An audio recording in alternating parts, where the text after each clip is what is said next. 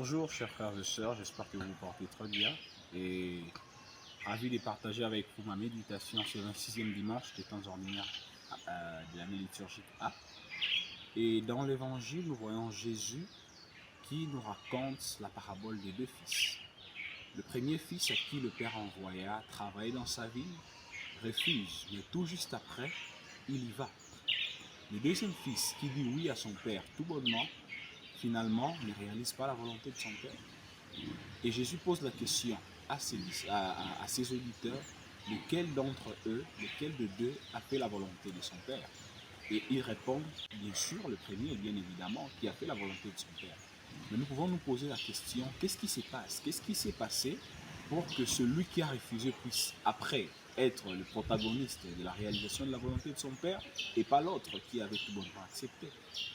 On peut comprendre qu'il ne s'agit pas seulement de donner de bonnes réponses positives aux appels que nous recevons du Seigneur. Il ne s'agit pas seulement de dire oui après avoir écouté la parole du Seigneur, mais il s'agit aussi de mettre tout de notre côté, tout de notre part pour réaliser cette parole que nous avons écoutée, cette parole à laquelle nous avons essayé, accepté, d'adhérer. Le premier fils, au moment même, ne se sentait pas prêt à réaliser la volonté de son père. Mais bien après, il s'est repenti pour faire ce que son père lui demandait. Alors il ne faut pas désespérer de la conversion, de la repentance personnelle et d'autrui. Ne jamais se décourager lorsque quelqu'un n'arrive pas à répondre totalement à ce qu'on attend de lui, à ce que Dieu attend de lui.